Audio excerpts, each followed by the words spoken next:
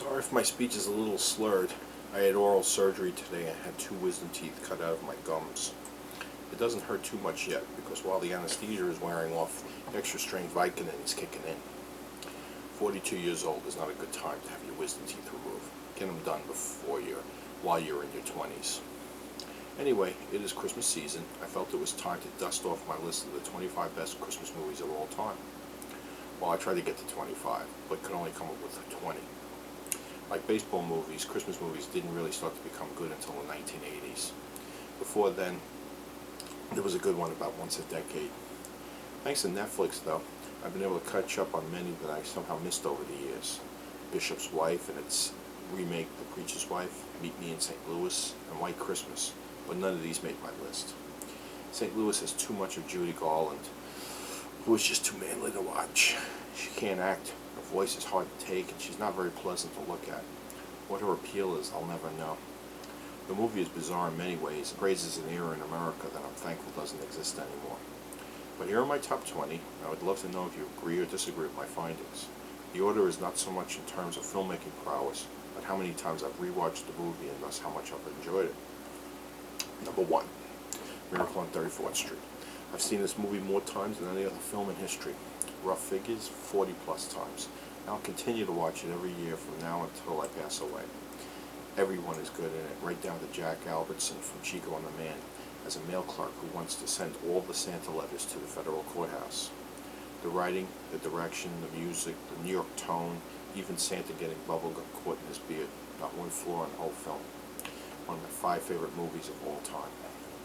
Christmas Carol, originally called Scrooge, the one with Alistair Sims. Scared the bejesus out of me as a kid. So dark and gloomy, and the perfect use of black and white photography. Sims might be the ugliest leading actor in history, but no one played a better Scrooge. Elf. The funniest Christmas movie ever, perfect for both kids and adults. The Christmas specials of the 60s and 70s are filled with spirit and wonder, and this was one movie that recaptured both. I was on the fence about Will Ferrell before this movie, but after that I became a huge fan. There are many classic scenes, but his introduction to his father's workplace might be the funniest. Francisco, that's fun to say. Ooh, your dress is very purpley. National Lampoon's Christmas Vacation, second funniest Christmas movie. Every Christmas since I first heard Randy Quaid's Eddie say this, I've said this to myself when I'm feeling down and my spirits need to be picked up. Merry Christmas, the shitter is full. We're No Angels. I love 3 or 4 Humphrey Bogart movies, but this is my favorite. 3 escaped convicts from Devil's Island take refuge in a general store on a neighboring island, waiting for the first ship to sail them to freedom. They befriend the family that runs the store and subtly fight the evil cousins who own the store. Hilarity ensues. Home Alone. Kevin asks, "Have you had enough, or are you thirsty for more?" And I'd have to say more. One of those films that if I walk into a room with it on, I will stay with it for at least a half an hour before I move on to more pressing matters. I stood in front of my friend Harry's TV for 45 minutes last year watching it again. It's hysterical and sweet. John Hughes is a master at writing Christmas movies. He also wrote Christmas Vacation. But thanks. Oh, Holiday Inn. Not a Christmas movie per se, but begins and ends at Christmas and introduced the world to the song White Christmas. Bing Crosby and Fred Astaire worked so well together. Too bad they never paired for another movie. One weird thing about the time, though.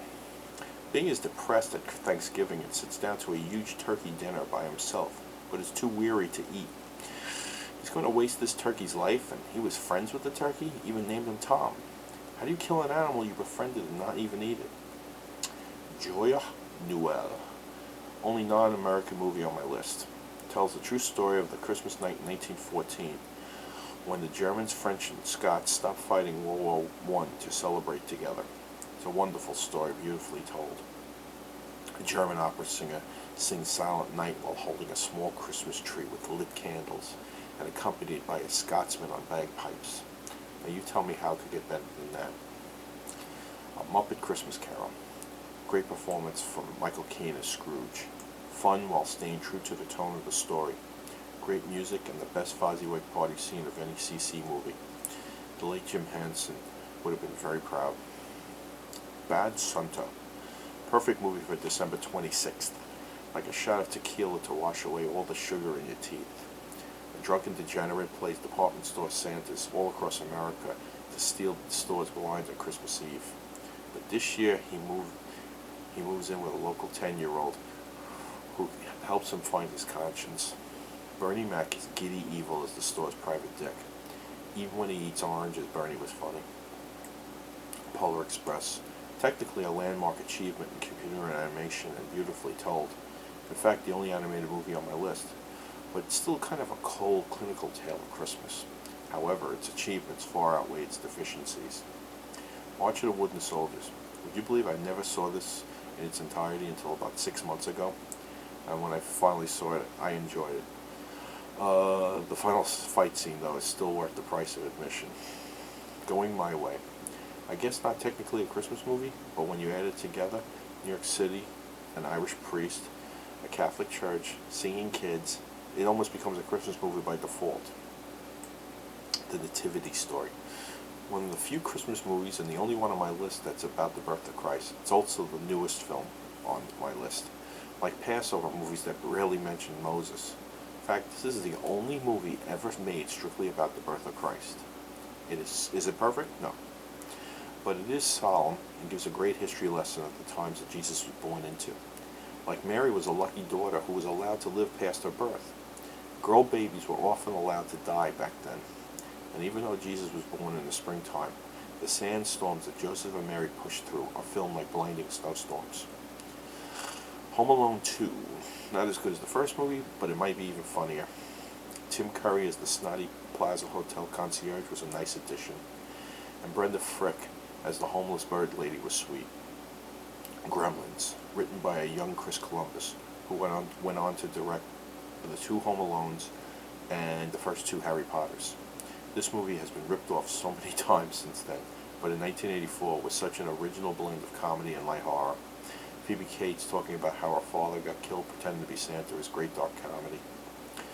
A Fred favorite, country singer Hoyt Axton as the father is like warm milk and honey. And Gizmo, he was so cute. Christmas in Connecticut. Silly movie with plot holes you could drive a Mack truck through, but a nice gentle comedy. And Barbara Stanwyck was very sexy for her time.